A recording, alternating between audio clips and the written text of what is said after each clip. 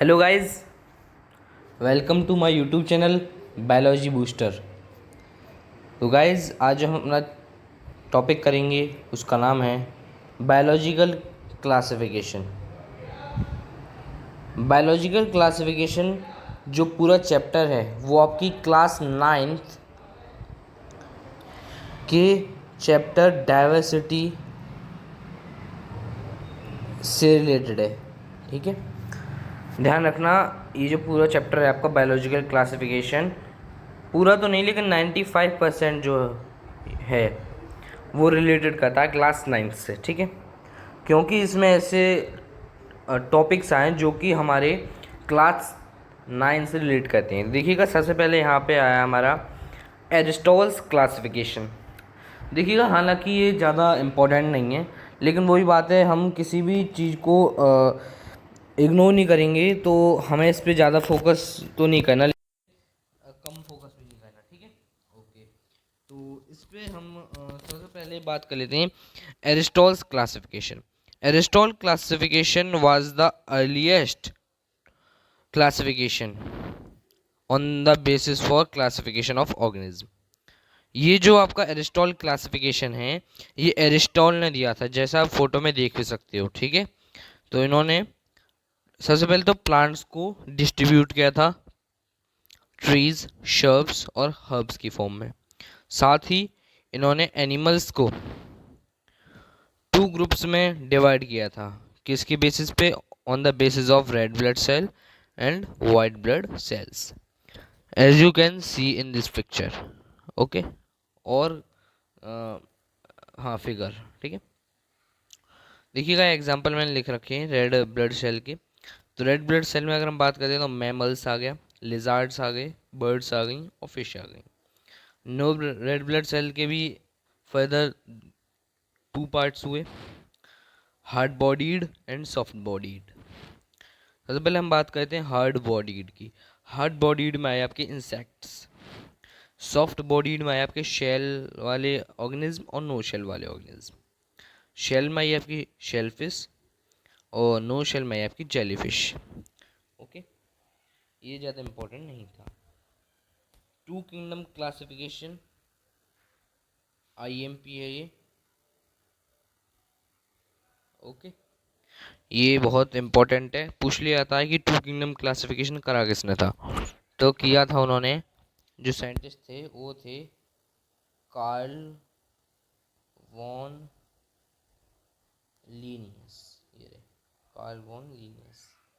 ठीक है, Karl von Linnaeus. Okay, कब किया था? 1758 में। इसमें करा क्या था इन्होंने? इन्होंने ऑर्गेनिज्म को 2 पार्ट में डिवाइड किया था, किंगडम प्लांटेई एंड एनिमलिया। ठीक है, ओके, आगे बात कर लेते हैं हम अपनी। इसके ड्रॉबैक्स क्या थे sir?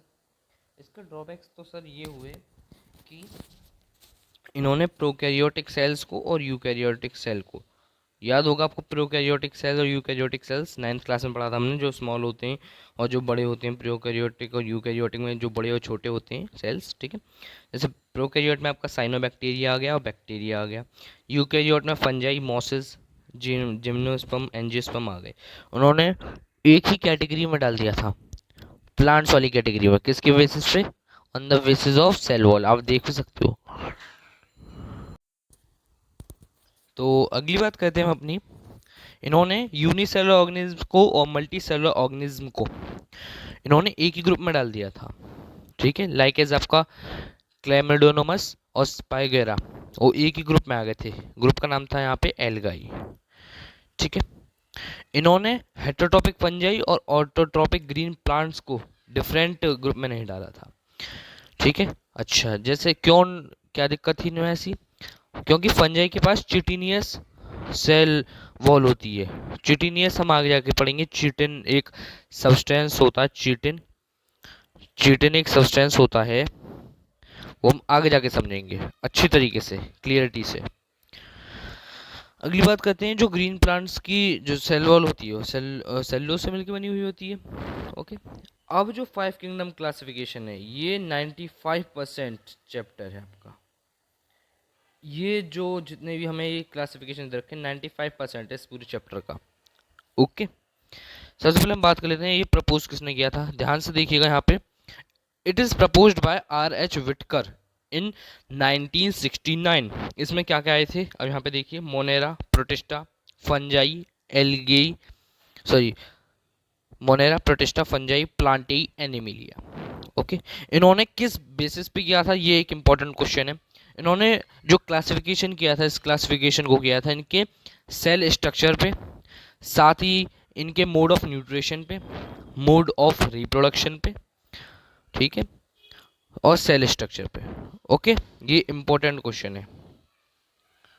What is the how R.H. विक्टर क्लासिफाई द ऑर्गेनिज्म, ये इंपॉर्टेंट है, कोई बात नहीं। अब हम आ जाते हैं, ये देखिएगा, इसका चाहे तो आप स्क्रीनशॉट ले सकते हो, वरना मैं आपको अच्छी तरीके से दिखाई दूंगा इसके समझाने के बाद। देखो, सबसे पहले आप देख सकते हो यहाँ पे, देखो इसमें हमें दे रखा है कैरेक्टरिस्टिक्स दे रखी है 5 किंगडम की, यानी एक टाइप की समरी है, ठीक है। देखो, मोनेरा के अलावा, सबसे पहले ध्यान रखना, एक फॉर्मूला याद रखना, मोनेरा के अलावा सभी के सभी यूकैरियोटिक होते हैं, यानी यूकैरियोट्स होते हैं। मोनेरा होता है केवल प्रोकैरियोटिक। सबसे पहले हम बात करते हैं सेल टाइप मोनेरा की। मोनेरा का जो सेल टाइप होता है वो प्रोकैरियोटिक होता है। साथ ही सेल वॉल होती है उसकी नॉन सेलुलोइक, यानी सेलुलोज से नहीं मिलकर बनी होती है, लेकिन उसमें पॉलीसैकेराइड प्लस अमाइनो एसिड यानी प्रोटीन से मिलकर बनी हुई होती है। न्यूक्लियर मेम्ब्रेन उस पर एब्सेंट होती है। बॉडी ऑर्गेनाइजेशन सेलुलर होता है, यानी सेल से मिलकर बनी हुई होती है बॉडी उसकी। मोड ऑफ न्यूट्रिशन ऑटोट्रॉपिक होता है और हेटरोट्रॉपिक होता है। ऑटोट्रॉपिक में ही फोटोसिंथेटिक और केमोसिंथेटिक। आगे जाके हम सब कुछ जानेंगे, टेंशन ना लीजिए बिल्कुल भी। और इसमें आते हैं सेप्रोफाइट और पैरासाइट। सेप्रोफाइट और पैरासाइट हम नहीं जानेंगे, क्यों? क्योंकि हमने 9th-10th में पढ़ के आ चुके हैं। प्रोटिस्टा यूकैरियोटिक होता है। सेल वॉल कुछ कुछ में पाई जाती है। न्यूक्लियर मेम्ब्रेन प्रेजेंट होती है। बॉडी ऑर्गेनाइजेशन सेलुलर होता है। मोड ऑफ न्यूट्रिशन ऑटोट्रॉपिक होता है, वही फोटोसिंथेटिक और हेटरोट्रॉपिक। देखिएगा, अगली बात करते हैं फंजाई की। फंजाई होती है यूकैरियोटिक, वो प्रेजेंट होती है, उसकी जो सेल वॉल होती है प्रेजेंट होती है, किससे मिलकर बनी होती है? चीटिन और पॉलीसैकेराइड। मैंने बताया था आपको, चीटिन आगे जाके समझेंगे। चीटिन एक टाइप की टफ शुगर होती है, ठीक है, टफ शुगर होती है, यानी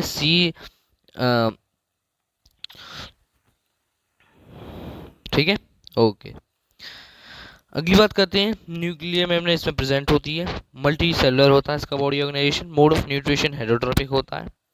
प्लांटे यूकैरियोटिक होता है। सेल वॉल आपका प्रेजेंट होता है सेलुलोज की फॉर्म में। न्यूक्लियर मेम्ब्रेन प्रेजेंट होती है। बॉडी ऑर्गेनाइजेशन टिश्यू या ऑर्गन की फॉर्म में होता है। मोड ऑफ न्यूट्रिशन आपका ऑटोट्रॉपिक होता है। एनिमिलिया की बात करते हैं। एनिमिलिया में यूकैरियोट आते हैं, एब्सेंट होता है cell wall, nuclear membrane present होती है। Body organisation tissue, organ system, और मोड ऑफ न्यूट्रिशन हेटरोट्रॉपिक होता है, यानी डिपेंडेंट होते हैं, ठीक है। देखिएगा, जब कभी आप अपने आंसर्स लिखते हो ना, जब कभी आप अपने आंसर्स लिखते हो तो always your answer in points, always. क्यों? क्योंकि देखो, जितना मान लीजिए आपसे कहता है कि write down the characteristics of Monera, तो आप एक टाइप का पैराग्राफ लिख दोगे। मैं एक बात कह रहा हूँ, वैसे आप लिखते हो नहीं लिखते हो वो आपकी, मुझे पता नहीं है, लेकिन अगर आप पॉइंट्सों में लिखते हो ना, तो एक टाइप का अट्रैक्शन पड़ता है टीचर पे कि हाँ, इसने मतलब कुछ ज़्यादा ही माइंड सेट लगाया है अपना, यानी इसने एकदम क्लियरिटी से दिया है, इसने जो सब कुछ इसने दिया है एकदम क्लियरिटी से दिया है। सर, अब आ गए आते हैं हम अपने किंगडम मोनेरा पे, ठीक है।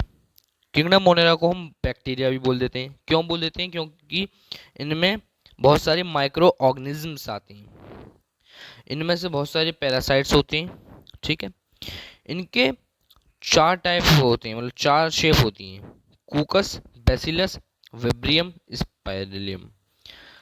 कूकस में स्फेरिकल शेप आती है, बेसिलस में रोड शेप आती है, विब्रियम में कॉमा शेप आती है, स्पिलियम में स्पाइरल आती है। ओके, मोनेरा बहुत अच्छा। अब आ गया हमारा रियल स्ट्रक्चर यहाँ से,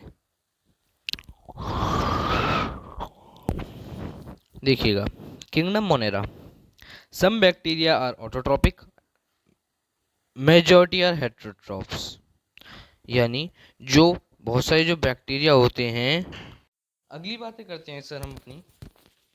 इसमें कुछ बैक्टीरिया जो होते हैं वो ऑटोट्रॉपिक नेचर के होते हैं, लेकिन जो मेजॉरिटी होती है ना वो हेटरोट्रॉपिक की होती है। ओके, बैक्टीरिया के फर्दर डिवाइडेशन हुए या पार्ट्स हुए, as you can see in this figure. Bacteria के दो पार्ट हुए, सबसे पहले आर्के बैक्टीरिया और एक हुआ यू बैक्टीरिया। बैक्टीरिया के भी फिर हमारा आर्के बैक्टीरिया के भी फर्दर तीन पार्ट हुए सर, हेलोफाइल्स, थर्मोएसिडोफाइल्स और मैथनोजेंस। These are very important for our competitive examinations, so please focus on these classification of archaebacteria. Okay, also eubacteria के फर्दर डिवाइडेशन हुए, ऑटोट्रॉप्स और हेटरोट्रॉप्स, ये इजी हैं बहुत। अगली बात करते हैं, ऑटोट्रॉप्स के भी फर्दर डिवाइडेशन हुए, फोटोसिंथेटिक, केमोसिंथेटिक, ये भी इजी हैं। हेटरोट्रॉपिक मतलब हेटरोट्रॉप्स के भी दो पार्ट हुए, पैरासाइटिक और सेप्रोफाइटिक, ये भी इजी हैं, ये भी इजी हैं सर, ये तो बहुत इजी हैं। अब आए थे हम अपने सबसे पहले आर्कियोबैक्टीरिया हैं। सबसे पहले हमारे आए, हम सबसे पहले बात करते हैं हेलोफाइल्स की। हेलोफाइल्स वो बैक्टीरिया होते हैं जो कि सॉल्टी एरिया में पाए जाते हैं, बस लाइक एज, कौन से एरिया में, like as your Dead Sea, Great Salt Lake etcetera. वो बैक्टीरिया जो कि हॉट स्प्रिंग में पाए जाते हैं या हॉट एरिया में पाए जाते हैं या हॉट या एसिडिक एरिया में पाए जाते हैं, उन्हें हम कहते हैं थर्मो एसिडोफाइल्स। और वो उनमें से कुछ जो बैक्टीरिया होते हैं वो अपनी हाइड्रोजन सल्फाइड को, उनमें से कुछ बैक्टीरिया हाइड्रोजन सल्फाइड को अपनी सोर्स एनर्जी की फॉर्म में यूज करते हैं, सोर्स एनर्जी की फॉर्म में यूज करते हैं, यानी एनर्जी जितनी भी लेते हैं उन्हीं से लेते हैं। मैथनोजेंस की बात करें तो मैथनोजेंस वो बैक्टीरिया होते हैं जो कि मिथेन से मिलकर बने हुए होते हैं, ठीक है। साथ ही ये मार्शरीज और स्वैम्प वाले एरिया में पाए जाते हैं, यानी एक्वाटिक एरिया में पाए जाते हैं, ठीक है। नंबर 3 मोस्ट इंपॉर्टेंट, ये ऑक्सीजन की प्रेजेंस में मर जाएंगे, they always die in the presence of oxygen. हालांकि इसमें लिखा नहीं हुआ इतना, लेकिन मैंने आपको एक्स्ट्रा इसलिए बता दी क्योंकि कॉम्पिटिटिव एग्जामिनेशन के तौर पे पूछ लिया जाता है। ओके, अगली बात करते हैं हम अपनी, जो मैथनोजेंस जो होते हैं वो हमारे रूमिनेंट एनिमल्स के गट्स में पाए जाते हैं, like as cow, buffaloes etcetera. देखो यहाँ पे इस स्ट्रक्चर में आप देख सकते हो ये, ठीक है, गट्स में पाए जाते हैं। ओके, अगली बात करते हैं यू बैक्टीरिया। यू बैक्टीरिया के पास अपनी रिगिड सेल वॉल होती है, अच्छा, और साथ ही फ्लैजिलम होते हैं अगर वो मोटाइल हैं। अब बात करते हैं मोटाइल और नॉन मोटाइल। मोटाइल कुछ नहीं है, जो मूवेबल है वो मोटाइल है और जो नॉन मूवेबल है वो नॉन मोटाइल है, खत्म। ये ऑटोट्रॉप्स होते हैं और ये हेटरोट्रॉप्स भी होते हैं। सबसे पहले हम बात करते हैं फोटोसिंथेटिक ऑटोट्रॉप्स की। इसमें आते हैं आपके साइनोबैक्टीरिया, एग्जांपल के तौर पे। फोटोसिंथेटिक नाम से पता चला जिसमें क्लोरोफिल हो जो ग्रीन पार्ट्स के साथ हो, मतलब इक्वल हो लगभग, ठीक है। ओके, साइनोबैक्टीरिया वो बैक्टीरिया होते हैं जो कि नाइट्रोजन फिक्स करने में काम आते हैं। उनमें से कुछ बैक्टीरिया नाइट्रोजन फिक्स करने में काम आते हैं एटमॉस्फेयर में, उन बैक्टीरिया को हम कहते हैं हेटेरोसाइट्स, लाइक एज नॉस्टॉक और एंडा बेना, ठीक है। ओके, ये यूनिसेलुलर होते हैं, ये कॉलोनियल में रहते हैं। Colonies are generally surrounded by gelatinous shield. ये जिलेंटियस शील्ड से मतलब एक टाइप का मेम्ब्रेन से ढकी होती हैं, कवर होती हैं इनडायरेक्टली। अगली बात करते हैं केमोसिंथेटिक बैक्टीरिया। केमोसिंथेटिक बैक्टीरिया बहुत ही ईजी है लेकिन इंपॉर्टेंट उससे ज़्यादा है। केमोसिंथेटिक बैक्टीरिया वो बैक्टीरिया होते हैं जो कि inorganic substance like as your nitrite and ammonia से अपना एटीपी प्रोडक्शन करते हैं। नंबर 2, इनमें से कुछ जो बैक्टीरिया होते हैं वो रिसाइकलिंग न्यूट्रिएंट्स के काम पे करते हैं, like as nitrogen, phosphorus, iron and sulphur. Okay, heterotrophic bacteria ये बहुत एविडेंट होते हैं, ठीक है। ये मेजॉरिटी में डिकम्पोजर्स होते हैं। ये ह्यूमन अफेयर्स के लिए हेल्पफुल भी होते हैं और डेंजर भी होते हैं, हार्मफुल भी होते हैं ये, ठीक है। सबसे पहले हम बात करते हैं जो हम दही जो बनाते हैं दूध से, जिस बैक्टीरिया की वजह से बनता है उस बैक्टीरिया का नाम है लैक्टोबैसिलस।